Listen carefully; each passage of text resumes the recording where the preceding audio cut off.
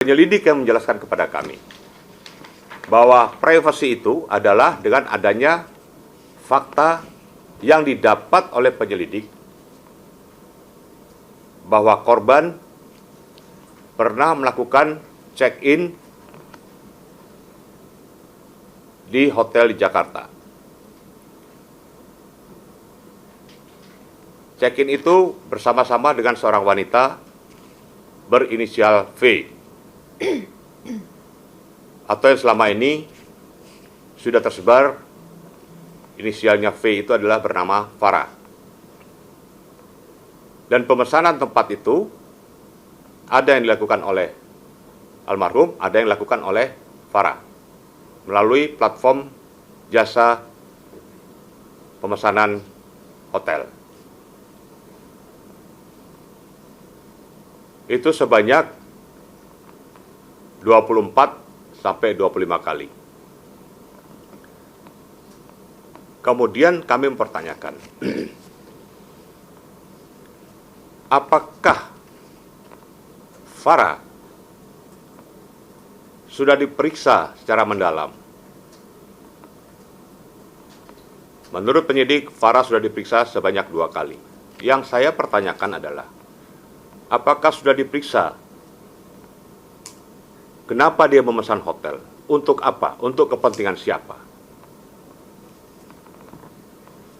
Itu tidak bisa dijawab.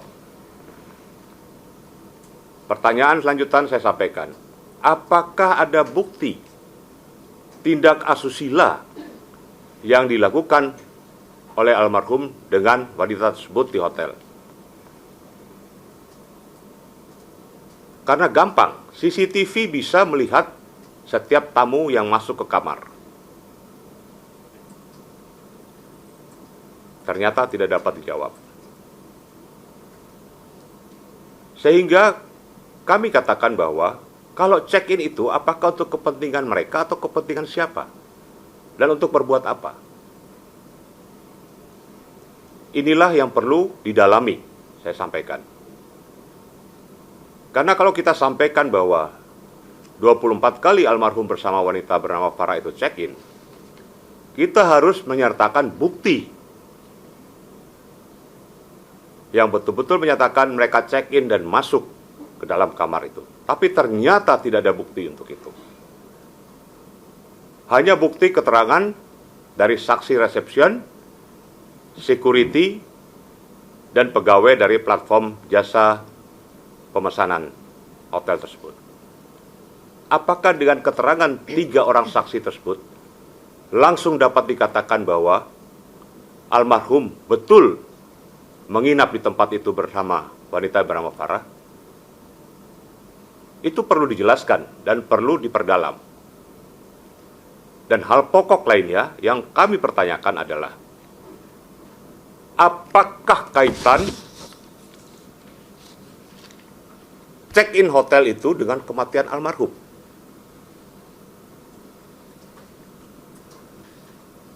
Teori kausalitasnya apa? Sebab akibatnya. Apakah dengan check-in hotel, kemudian almarhum kehilangan nyawa atau meninggal? Kalau itu terjadi, kalau itu betul, siapa pihak yang dirugikan ketika mengetahui almarhum dan Farah check-in?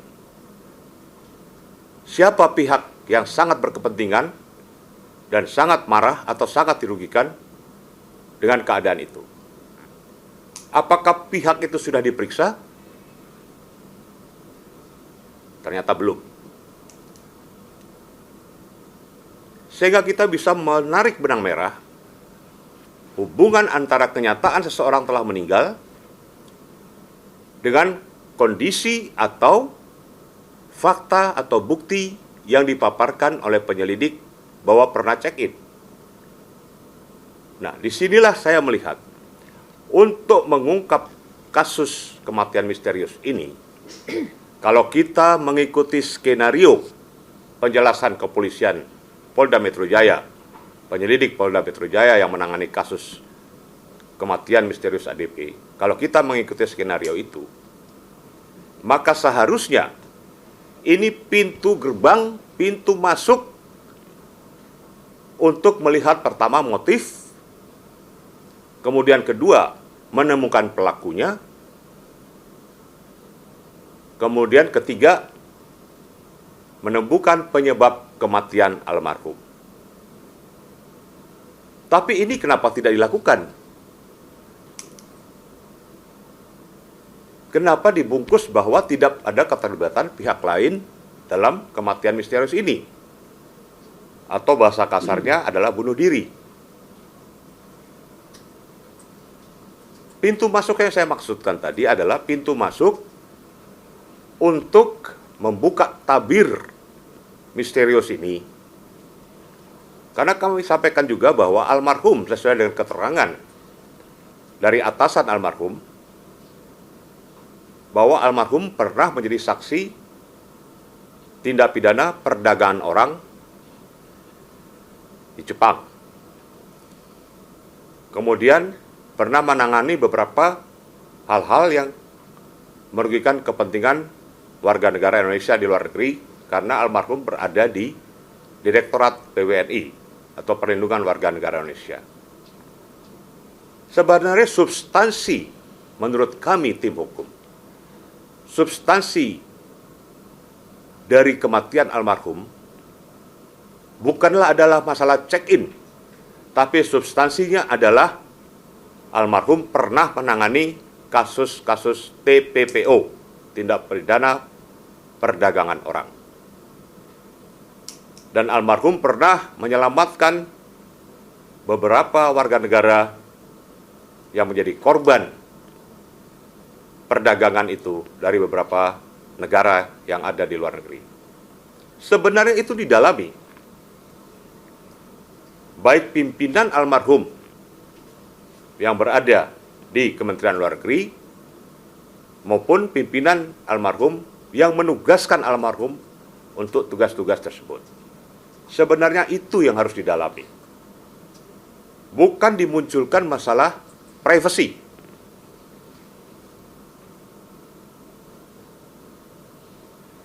Terus kami menanyakan tentang penjelasan dari Polda bahwa di dalam sampah yang dibuang almarhum ada kondom atau alat kontrasepsi.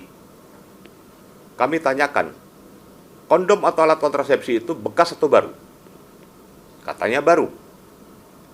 Kami sampaikan kepada penyelidik bahwa ketika kami melakukan gelar RDP dengan Komisi 13 di DPR RI, istri almarhum telah mengakui bahwa kondom itu atau alat kontrasepsi itu adalah milik istri almarhum yang diberikan kepada suaminya. Kenapa harus dikaitkan dengan wanita lain? Kemudian,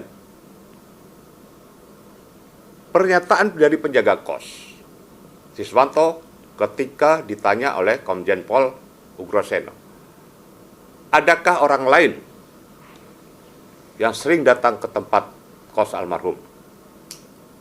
Seperti wanita. Penjaga kos mengatakan tidak pernah ada. Kecuali istrinya. Hal-hal inilah yang perlu diperdalam, informasi-informasi inilah perlu diperdalam oleh penyelidik. Kemudian permasalahan ketika almarhum menuju ke Kemlu dari GI tentang adanya seseorang yang menurut keterangan saksi sopir taksi melihat almarhum ketakutan sambil memegang telepon, menoleh ke kanan ke kiri, melihat ke belakang, dan merubah arah yang tadinya tujuan ke bandara, kemudian dirubah ke Kemlu. Kami mempertanyakan, apakah sudah diperdalam supir taksi itu? Melihat siapa? Kemudian ketika almarhum sampai di Kemlu, kemudian naik ke rooftop, kemudian melihat ke bawah, seperti orang kebingungan. Apakah sudah diperdalam security yang menjaga itu? Kemudian almarhum turun untuk melanjutkan perjalanan. Almarhum pesan taksi di luar Kemlu.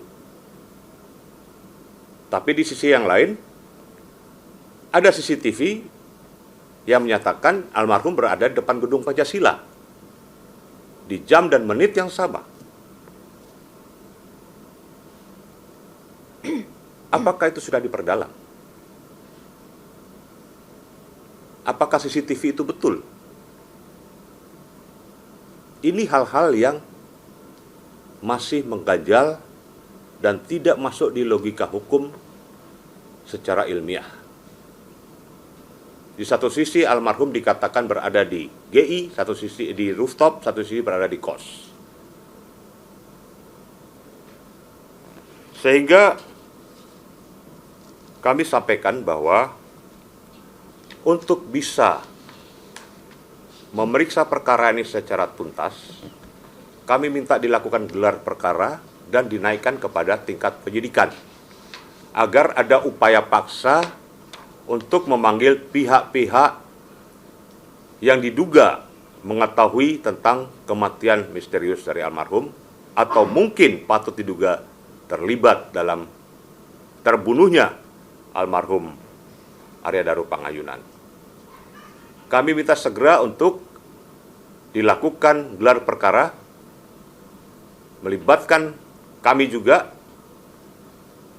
selaku kuasa hukum, penasihat hukum dari keluarga, dan kami akan membawa saksi-saksi ahli atau ahli-ahli pembanding